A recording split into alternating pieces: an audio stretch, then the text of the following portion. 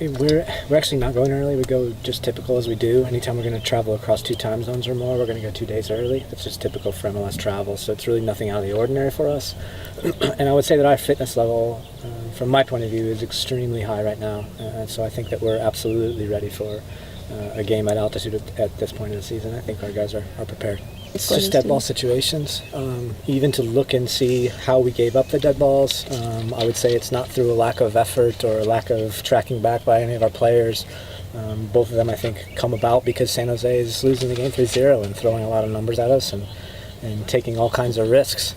And so they deserve the corner kicks that they got, and then it's about us being organized and committed and communicating to pick things up and not allow those 2 goals. So on the one side, it's very disappointing. On the other side, it's something we think we can fix very easily.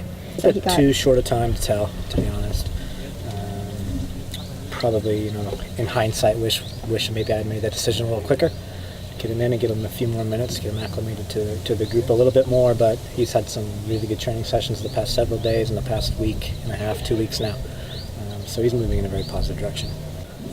Special night for a lot of players, not just Mueller, I would say. I think it was a special night for all of us involved because of the way we started the game, because of the way we handled our business in the first half. I think it very easily could have been 3-4-0 at halftime because of the attitude and the commitment level by our players, and I think Chris exemplifies that. With sort of never say die mentality and not willing to back down to anybody. It doesn't matter their age or their experience. Or his age or his experience. He's just out there to prove himself.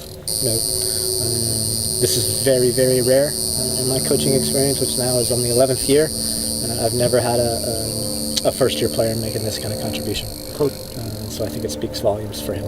I think he just has to continue to tune out the noise. I think that'd be the biggest challenge for him, is because probably we are all doing a little too much talking about him right now, which is part of you do well, and people are going to talk about you. So now it's incumbent upon him to ignore that and to remember that he needs to keep his feet on the ground. He's got a lot to learn still, and if he wants to continue moving forward, he has to continue to work and know that he has a lot to learn. Extremely, extremely hard-working and together team right now. In their last 4 matches, they've had 3 extremely positive results, and then 1 poor one. The 1 poor one comes away when they went down a man early in the game at Real Salt Lake, so I think that's a bit of a blip. And so for me, it's a team that's riding some confidence and a team that worked extremely hard. So going to be a massive challenge for us there in Denver for sure. Yeah, no, I don't look at the situation and say that I've got this great onus or pressure to incorporate anybody. I think that the players that are playing well right now need to be rewarded. There needs to be some consistency about that. And then when things start to take a little bit of a downturn, as they always do in any MLS season, then we know we have depth and we know we have options. I think it's terrific. I think it's terrific for not only individual players, for players coming up, for players that are starting their careers in any league, to know that there's different pathways to the top level. It's not always a straight and short line.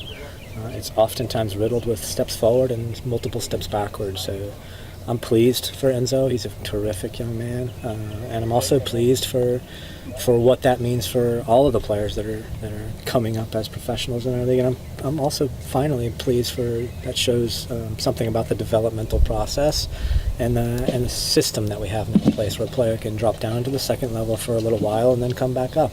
There's multiple levels for players to play. Yeah, like I said, it's a really committed effort by all 11 players on the field to defend extremely well. They play with 5 defenders, which from my point of view is putting the defense first, and I think that the statistics bear that out, as you said, allowing very few goals. And so we know it will be a difficult team to break down. Well, I think the first thing that we need to think about or talk about is that we aren't a previous Orlando team, and we don't look at the past and have any particular onus or anything that we feel like we have to prove, because there's very, very few of us that have been here for long stretches of time. We're a brand new team with brand new objectives and brand new mindset.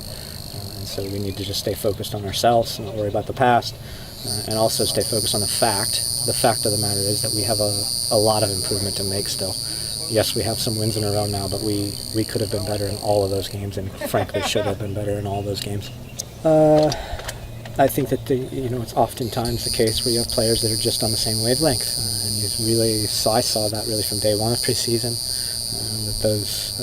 that those players were combining, as well as a player like Justin Miram, even though he's gone through a little bit of a rough patch here.